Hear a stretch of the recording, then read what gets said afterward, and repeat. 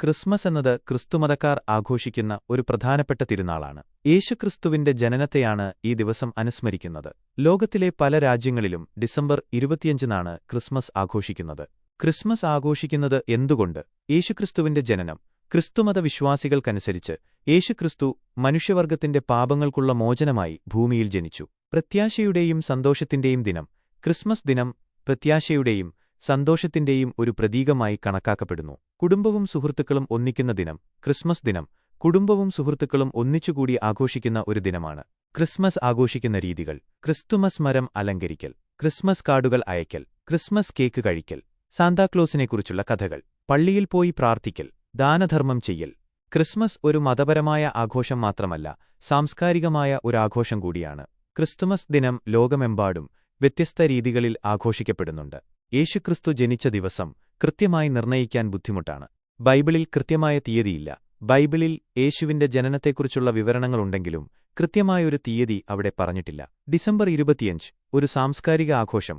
ലോകമെമ്പാടുമുള്ള ക്രിസ്ത്യാനികൾ December 25-ന് Christmas ആഘോഷിക്കുന്നുണ്ടെങ്കിലും ഈ തീയതി യേശുവിന്റെ ജനനവുമായി ബന്ധപ്പെടുത്തിയത് പിൽക്കാലത്താണ്. പുരാതന ആചാരങ്ങളുമായുള്ള ബന്ധം.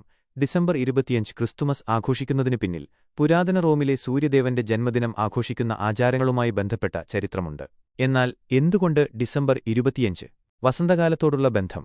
ചില പഠനങ്ങൾ സൂചിപ്പിക്കുന്നത് യേശു ജനിച്ചത് വസന്തകാലത്താണെന്നാണ്. എന്നാൽ ക്രിസ്തുമസ് ദിനം സൂര്യന്റെ തിരിച്ചുവരവിനെയും പുനർജനിയെയും പ്രതീകപ്പെടുത്തുന്ന ഒരു സമയത്താണ് ആഘോഷിക്കുന്നത്. സഭയുടെ തീരുമാനം. 4-ാം നൂറ്റാണ്ടിൽ പോപ്പ് ജൂലിയസ് ഒന്നാമൻ ഡിസംബർ 25 യേശുവിന്റെ ജന്മദിനമായി പ്രഖ്യാപിച്ചു. ഇത് പുരാതന സൂര്യാരാധനയുടെ ആചാരങ്ങളുമായി ബന്ധപ്പെട്ട ഒരു തീരുമാനമായിരുന്നു. യേശുക്രിസ്തു ജനിച്ച കൃത്യമായ തീയതി നമുക്കറിയില്ല. ഡിസംബർ 25 ക്രിസ്തുമസ് ആഘോഷിക്കുന്നത് ഒരു സാംസ്കാരിക പാരമ്പര്യമാണ്.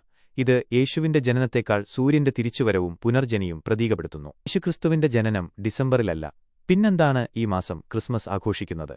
അപ്പോസ്തലന്മാർ ജീവിച്ചിരുന്ന കാലത്ത് നമ്മളിന്ന് അറിയുന്ന രീതിയിലുള്ള ക്രിസ്തുമസ് ആഘോഷങ്ങൾ ഉണ്ടായിരുന്നില്ല. ക്രിസ്തുമസിന്റെ ഉത്ഭവം. ക്രിസ്തുമസ് ആഘോഷം ക്രിസ്തുമതം വ്യാപകമായതോടെയാണ് രൂപപ്പെട്ടത്. അപ്പോസ്തലന്മാർ ജീവിച്ചിരുന്ന കാലത്ത് ക്രിസ്തുമതം ഇത്രയും വ്യാപകമായിരുന്നില്ല. ആദിമക്രിസ്ത്യാനികൾ യേശുക്രിസ്തുവിന്റെ മരണത്തെയും പുനരുത്ഥാനത്തെയും കൂടുതൽ പ്രാധാന്യത്തോടെ കണ്ടിരുന്നു. പുരാതന ആചാരങ്ങളുമായുള്ള കൂട്ടിക്കലർപ്പ്. ക്രിസ്തുമസ് ആഘോഷം പിൽക്കാലത്ത് പുരാതന സൂര്യാരാധനയുടെയും മറ്റ് സംസ്കാരങ്ങളിലെ ആചാരങ്ങളുമായി കൂട്ടിക്കലർന്നുണ്ടായതാണ്. അപ്പോസ്തലന്മാർ എന്തു ചെയ്തിരുന്നു? അപ്പോസ്തലന്മാർ യേശുക്രിസ്തുവിന്റെ ഉപദേശങ്ങൾ പ്രചരിപ്പിക്കുകയും സഭ സ്ഥാപിക്കുകയും ചെയ്തു. അവർ യേശുവിന്റെ മരണത്തെയും പുനരുത്ഥാനത്തെയും ഓർമ്മിപ്പിക്കുന്ന വിധത്തിലുള്ള ആചാരങ്ങൾ അനുഷ്ഠിച്ചിരുന്നു. എന്നാൽ ക്രിസ്തുമസ് പോലുള്ള ഒരു പ്രത്യേക ദിവസം ഈ സംഭവങ്ങൾ ആഘോഷിക്കാൻ അവർ നിശ്ചയിച്ചിരുന്നില്ല. അപ്പോസ്തലന്മാർ ജീവിച്ചിരുന്ന കാലത്ത് ക്രിസ്തുമസ് ആഘോഷങ്ങൾ ഉണ്ടായിരുന്നില്ല. ക്രിസ്തുമസ് ആഘോഷം പിൽക്കാലത്ത് ക്രിസ്തുമതം വ്യാപകമായതോടെയും മറ്റ് സംസ്കാരങ്ങളിലെ ആചാരങ്ങളുമായി കൂട്ടിക്കലർന്നതോടെയുമാണ് രൂപപ്പെട്ടത്. സാന്താക്ലോസും ക്രിസ്തുമസും തമ്മിലുള്ള ബന്ധം വളരെ രസകരമാണ്. പലർക്കും ഇവ രണ്ടും തമ്മിൽ വലിയ ബന്ധമുണ്ടെന്ന് തോന്നാമെങ്കിലും അവയുടെ ഉത്ഭവവും അർത്ഥവും വ്യത്യസ്തമാണ്. ഡിസംബർ 25-നാണ് സാധാരണയായി ക്രിസ്തുമസ് ആഘോഷിക്കുന്നത്. എന്നാൽ യേശു ജനിച്ച കൃത്യമായ തീയതി ഇതല്ല എന്നത് ശ്രദ്ധേയമാണ്. ക്രിസ്തുമസ് കുടുംബത്തോടൊപ്പം ചേർന്ന് ആഘോഷിക്കുന്ന ഒരു സമയമാണ്. സഭയിൽ പങ്കെടുക്കുക, സമ്മാനങ്ങൾ കൈമാറുക, വിഭവങ്ങൾ പങ്കിടുക തുടങ്ങിയവ ക്രിസ്തുമസ് ആഘോഷത്തിന്റെ ഭാഗമാണ്. സാന്താക്ലോസ്. ക്രിസ്തുമസ് സമയത്ത് കുട്ടികൾക്ക് സമ്മാനങ്ങൾ നൽകുന്ന ഒരു ഐതിഹാസിക വ്യക്തിയാണ് സാന്താക്ലോസ്.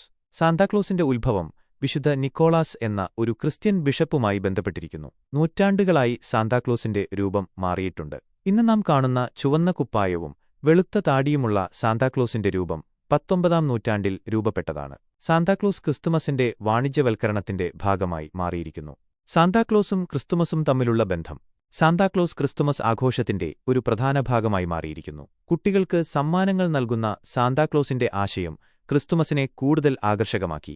ക്രിസ്തുമസ് കുടുംബത്തോടൊപ്പം ചേർന്ന് ആഘോഷിക്കുന്ന ഒരു സമയമായിരിക്കെ സാന്താക്ലോസ് ഈ ആഘോഷത്തിന് ഒരു മാന്ത്രിക സ്പർശം നൽകുന്നു. ക്രിസ്തുമസ് ഒരു ക്രിസ്ത്യൻ ആഘോഷമാണ്. അതേസമയം സാന്താക്ലോസ് ഒരു ഐതിഹാസിക വ്യക്തിയാണ്. സാന്താക്ലോസ് ക്രിസ്തുമസ് ആഘോഷത്തിന്റെ ഒരു ഭാഗമായി മാറിയെങ്കിലും ഈ രണ്ടും വ്യത്യസ്ത അർത്ഥങ്ങളുള്ളവയാണ്. ക്രിസ്തുമസ് ആത്മീയതയുമായും കുടുംബബന്ധങ്ങളുമായും ബന്ധപ്പെട്ടിരിക്കുമ്പോൾ സാന്താക്ലോസ് സന്തോഷവും സമ്മാനങ്ങളുമായി ബന്ധപ്പെട്ടിരിക്കുന്നു. യേശുക്രിസ്തുവിന്റെ കാലത്ത് ക്രിസ്മസ് സ്റ്റാർ തൂക്കിയിരുന്നോ?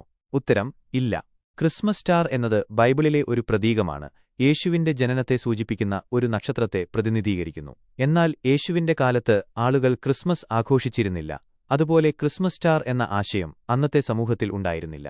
ക്രിസ്മസ് ആഘോഷങ്ങൾ. ക്രിസ്മസ് ആഘോഷങ്ങൾ പിന്നീട് വളർന്നുവന്ന ഒരു സമ്പ്രദായമാണ് ക്രിസ്മസ് സ്റ്റാർ. ക്രിസ്മസ് സ്റ്റാർ എന്ന ആശയം ഒരു കൽപ്പനയാണ്, യേശുവിന്റെ ജനനത്തെക്കുറിച്ചുള്ള ഒരു കവിതാപരമായ വിവരണം. മത്തായിയുടെ സുവിശേഷത്തിലാണ് ഈ നക്ഷത്രത്തെക്കുറിച്ച് ആദ്യമായി പരാമർശിക്കുന്നത്. ജ്ഞാനികൾ ഈ നക്ഷത്രത്തെ അനുഗമിച്ച് യേശുവിനെ കണ്ടെത്തുന്നതായി ബൈബിൾ പറയുന്നു. ശാസ്ത്രീയ വിശദീകരണങ്ങൾ. ഈ നക്ഷത്രത്തെക്കുറിച്ച് നിരവധി ശാസ്ത്രീയ വിശദീകരണങ്ങളുണ്ട്. ഒരു ധൂമകേതു, ഗ്രഹങ്ങളുടെ സംയോജനം, അല്ലെങ്കിൽ ഒരു നോവ എന്നിവയായിരിക്കാം ഇത് എന്നാണ് പലരും കരുതുന്നത്. യേശുവിന്റെ കാലത്ത് ക്രിസ്മസ് സ്റ്റാർ എന്നൊരു ആശയമുണ്ടായിരുന്നില്ല. ഇത് പിന്നീട് വളർന്നുവന്ന ഒരു സാംസ്കാരിക പ്രതീകമാണ്.